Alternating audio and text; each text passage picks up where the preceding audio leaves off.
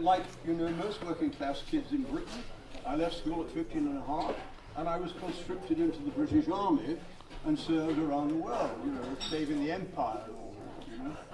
So I came to the United States in 67 to work for Outward Bound because I needed a job. You see, I come out of the military, no work. Outward Bound was my answer. I came, and we lived in Denver for quite a while as hosts. We were hosted, if you like, while we were waiting for the Outward Bound school to open. And a good friend of mine was being hosted in another house, and we would meet together regularly for a coffee. And one day he said to me, "Roy, you can't believe this, but I'm in a house that has 2 toilets." I said, "You must be joking.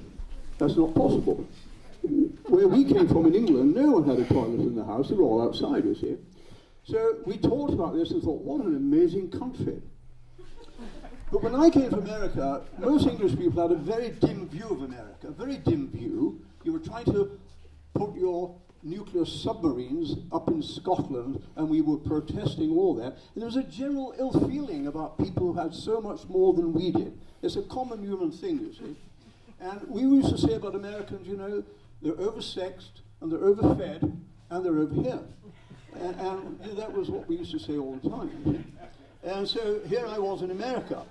And so I came to Outward Bound, and I was introduced to the president of a new college, Dr. Ron Nairn, fighter pilot in the Pacific Theatre, Second World War. Shot down twice, an incredible guy. Irish New Zealander. He hired me. He said, "I don't understand these Americans at all, but I can always tell a good Englishman." Little did he know. I had no idea. He said, "I want to start this program. Do you think you can do it?" I said, "Well, yes, of course." You know, always say yes. It's never, "Well, let me think about it." You're finished. If you say that, it's all over. So I got to work for Outward Bound. So I came to Prescott, and I started meeting students. Thought, my God, you know, I looked at these people, and I thought, these people come from 2-toilet homes. They're a little bit spoiled, and the mother does the cooking, she probably does the laundry, and makes sure they brush their teeth, you see. I thought, this is a generation who needs some help.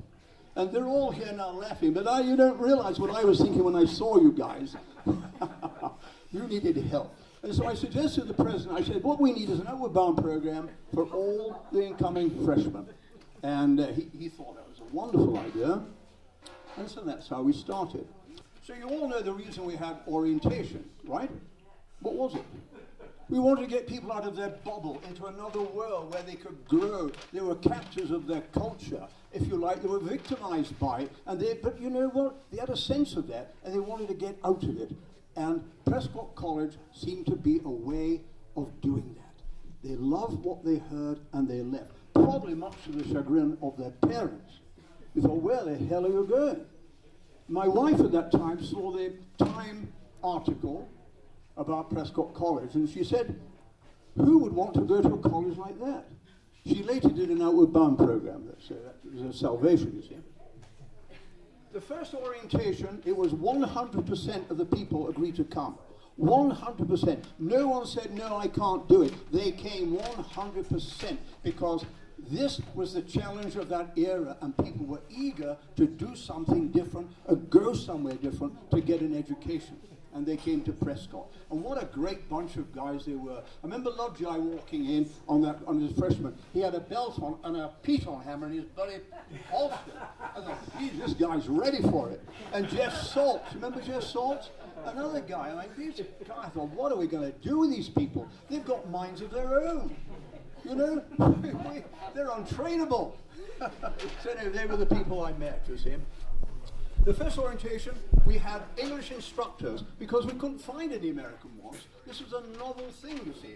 And so all my friends got a job at Prescott College. It was wonderful. And in those days, the students had to be separated. You couldn't have men and the girls together. I want to talk about this. Men and girls. She's going to talk about it later. And so they were separate. All that changed very quickly there because times were changing. But I just want to mention a couple of people. Noel Cox is here this evening, of course, and a lot of other people I know. But there was one fella who came from a ranch in Texas, Steve McAndrews. We all knew Steve McAndrews. I got to know him really, really well. And as you know, Steve had a terrible accident on Fitzroy and was killed. But I remember him as a student. I would say to him, what do you do on a ranch when you're a young fellow? What do you do? What happens back in Texas? He said, well, I like to go out on the horse and shoot rabbits with my 45. I thought, oh, that sounds pretty interesting. I said, well, it seems like it's a hard thing to do with the 45, isn't it? He says, yeah, it is. He says, one day I was riding and I was trying to get this rabbit, and instead of shooting the rabbit, I shot the horse. I said, oh my God, what did you do about that? He said, I went back and got another horse. That's the spirit. But you know, when he died, I remember talking to his mother on the phone, and I broke down and wept. Because what I didn't realize was I was forming a bond with people at Prescott College. And you know, you don't know about that bond until someone has gone. And that broke my heart. Steve is one of the most wonderful people I've ever met. And I think there are other people who will recognize that. And I see Noelle there. How Noelle impressed me was one day, I stood outside the college on the main road, and she was hitchhiking. I thought, well, okay. And I remember a car came by, and she walked over it, looked in the window, looked in that window, and said, move on. I thought, God, that's wonderful. You know, when a car stops, you're supposed to get in it. She says, move on. I remember when Jim Stuckey came to the college, and he walked into an office next to mine. I said, what do you do, Jim? He said, I'm a psychologist. I said, what do you do? He didn't know what to say. Anyway, I'm almost finished.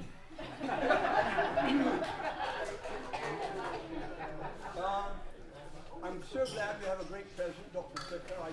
Dr. Flicker has taken this college through some really tumultuous times, and he seems to be holding it together, and good things are happening. I'm really pleased to hear about enrollment going up, so there is a future here, and I won't be here the next 50 years, but the 100th year anniversary should be something to attend. See you there.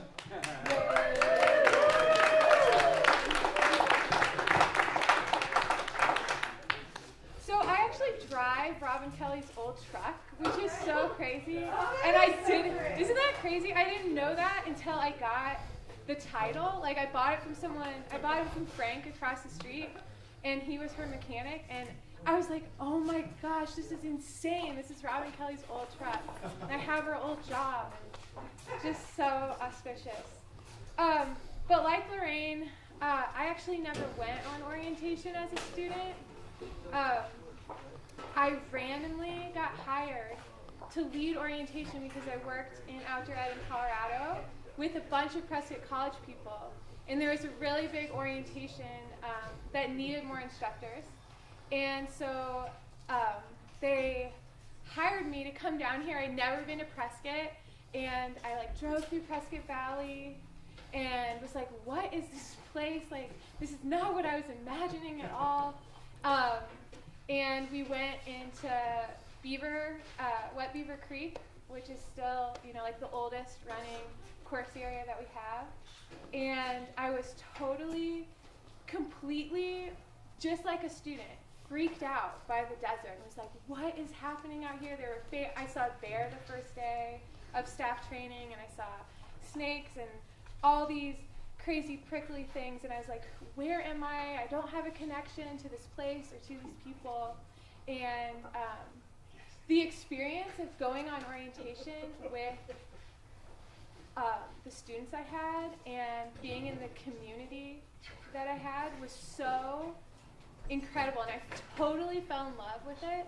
I think in a lot of the ways, just like the students have this incredible experience, and I was so happy that Erin Lotz, who was filling in for KP while she was in Mexico, wanted to hire me back, and I was just so ecstatic and felt so oh my gosh, I really get to come back. I can't believe this. I didn't even go here. And I think, so now I run orientation, and this year was the 20th orientation I did, which was like this really big deal for me, right? Like of being involved as an instructor or a course director or a program director or both. And I was sitting over here listening to people's stories and listening to like all the different eras. And I think one of the things that I really feel about orientation and that it's just a huge part of what the program is like this crazy amount of history and so many people and so many personalities, so many challenges, and so many successes, I think. And I was looking around and I was thinking about like being at KP's house after a debrief when she was the director and being like, saying to everyone, like, totally inspired by some orientation, like, I love orientation because it's not mine, like, it's everyone's, and, like, feeling like, oh, that's what's so cool about this program. And then I was, like, looking at Doss, and that's this Stephanie Doss right here, and she worked orientation as a student and as a community-based orientation instructor and course director, and all the people in this room, and Noah course directing, and I was just thinking about everyone's like personal but also like holistic experience, and thinking about how much it's changed my life. And I every fall I ask the staff. We sit in a circle. Julie probably did this. KP did it, and so I always do it. Learn from the best. So and they say the first day of orientation, like you get your like bagel. The staff sits down and they're like, I'm like, why are you coming back? And I'm like, how am I going to frame it this year? But it's the same question every year. And people are like so excited to tell you, And like, I'm coming back because like I had a really challenging experience and I want to do it this way, or I'm coming back because this is my family, or I'm coming back because I feel really lost. And I think the cool thing about orientation is that through the generations, it can create community, whether that's in the field. We're celebrating 50 years of wilderness, but we also have community-based. So if it's in town, and it changes lives. Like it completely changed my life. I never thought I would live in Prescott, run orientation. I like remember when the first time I was the director and I like went for a run early in the morning, like, I can't believe this is my life. I can't believe this changed so much. Like, and just like the incredible experiences and like the scary experiences, and the people.